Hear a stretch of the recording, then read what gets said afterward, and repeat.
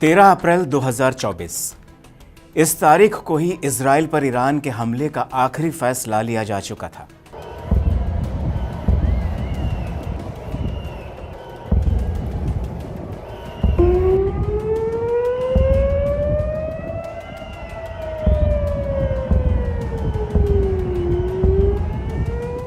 Iran ने Israel पर हमला करने से पहले अपने बड़े शहरों की इमारतों पर हाइपरसोनिक हथियार की होर्डिंग्स लगवाई थी, जिसमें लिखा था 400 सेकंड में तेल अवीव।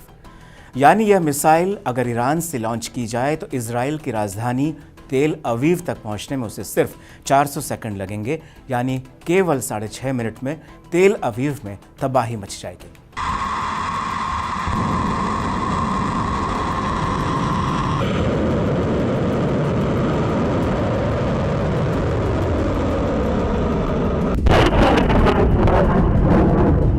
इस मिसाइल का नाम है फतह और इसी पर ईरान को गुमान है।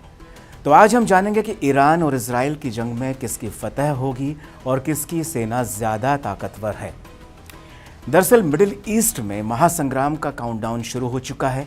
किसी भी वक्त ईरान से निकली इजराइल के नाम की एक मिसाइल आने वाले महायुद्ध का ऐलान कर सकती है। कोई भी रात क़यामत की रात हो सकती है। तो अब ना धमकियों का वक्त रहा, अब ना समझौते का कोई रास्ता बचा और ना ही अब मौके या बहाने की किसी मुल्क को तलाश है।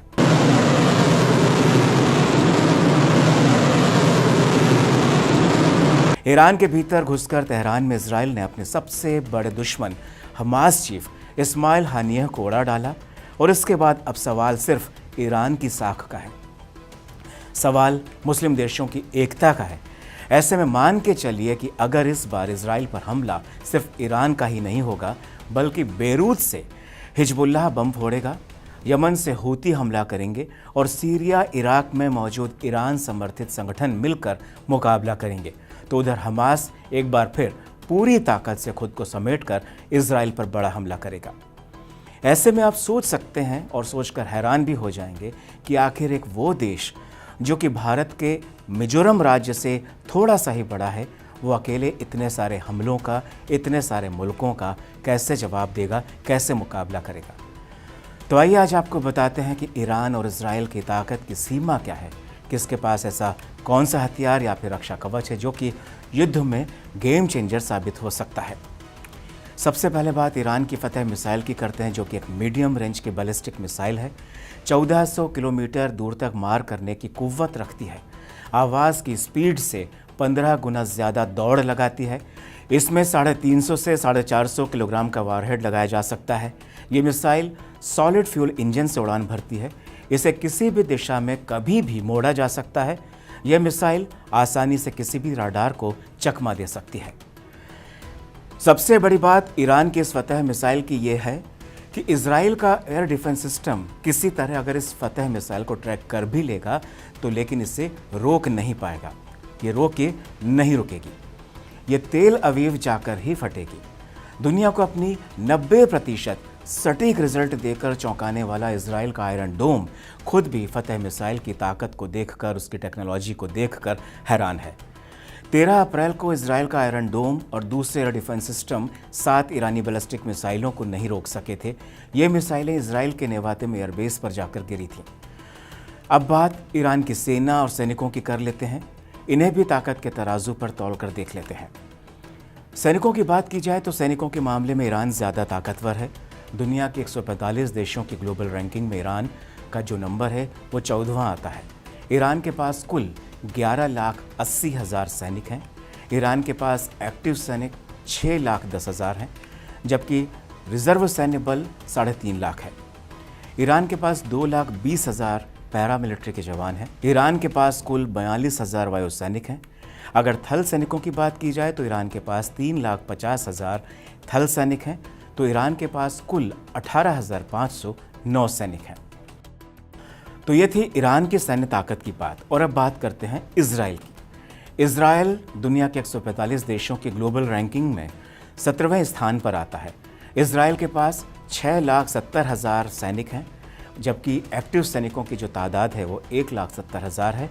और इजराइल के पास जो रिजर्व सैनिक फोर्स है वो 4,65,000 है। इजराइल के पास मात्र 35,000 पैरामिलिट्री सैनिक हैं, तो उसके पास 89,000 नौसैनिक हैं। इसके अलावा इजराइल के पास थल सैनिकों की जो तादाद है वो है 5,26,000, जबकि इजराइल के पास नौसैनिक 19,500 हैं। लेकिन सबसे दिलचस्प और दिल दहला देने वाले हमले आसमान से होंगे। ऐसे में माना जाता है कि इजराइल की वायुसेना ईरान के मुकाबले ज़्यादा खतरनाक है। इसकी बड़ी वजह यह भी है कि इजराइल को अमेरिका का ज़बरदस्त सपोर्ट मिला हुआ है। इजराइल के पास 612 रिजर्व एयरक्राफ्ट हैं और 490 एक्टिव एयरक्राफ्ट हैं, जबकि ईरान की वायुसेना के पास 551 एयरक्राफ्ट हैं जो कि रिजर्व में हैं, वहीं 358 एक्टिव एयरक्राफ्ट हैं।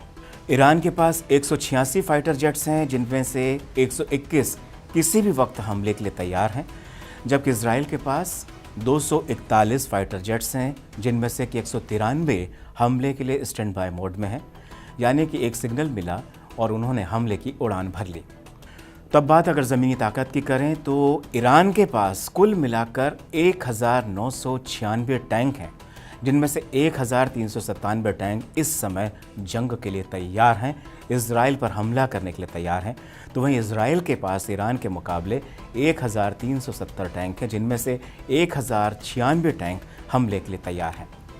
दोनों देशों के पास एयरक्राफ्ट कैरियर, हेलीकॉप्टर कैरियर्स और डिस्ट्रॉयर्स नहीं हैं। ईरान के पास 7 फ्रिगेट हैं तो इजराइल के पास एक भी नहीं है। ईरान के पास 19 सबमरीन हैं तो इजराइल के पास 5 सबमरीन हैं। ईरान के पास 21 पेट्रोल वेसल हैं तो इजराइल के पास 45 पेट्रोल वेसल हैं। ईरान के पास मिसाइलें बहुत ज़्यादा हैं तो इजराइल के पास टेक्नोलॉजी बेहतर है और इजराइल के पास कई स्तर के एयर डिफेंस सिस्टम हैं।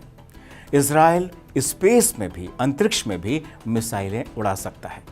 इजराइल का आयरन डोम सबसे मजबूत रक्षा कवच है।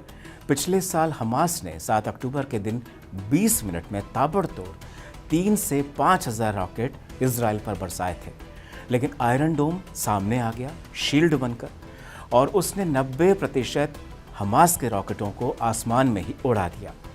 अगर वो रॉकेट इजराइल पर गिरे होते तो आप सोचिए कि कितनी भयानक तबाही होती, कितना खतरनाक मंजर होता।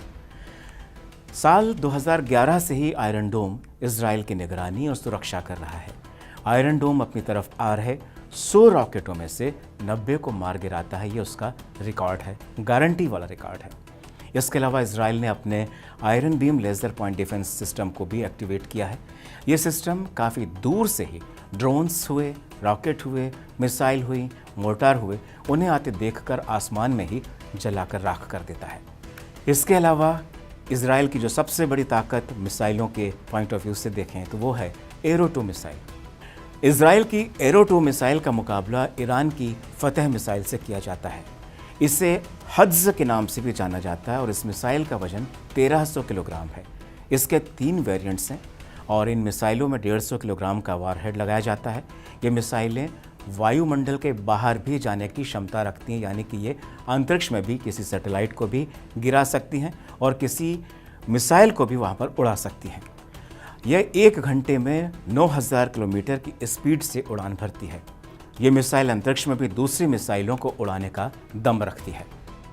तो अब जंग के मुहाने पर ईरान और इजराइल हैं, साथ में लेबनान, यमन, सीरिया, इराक और गाज़ा के कई संगठन हैं। ऐसे में इजराइल पर होने वाला ईरान का हमला सदी की सबसे बड़ी जंग का जिम्मेदार माना जाएगा। कड़क में फिलहाल इतना ही। नमस्कार।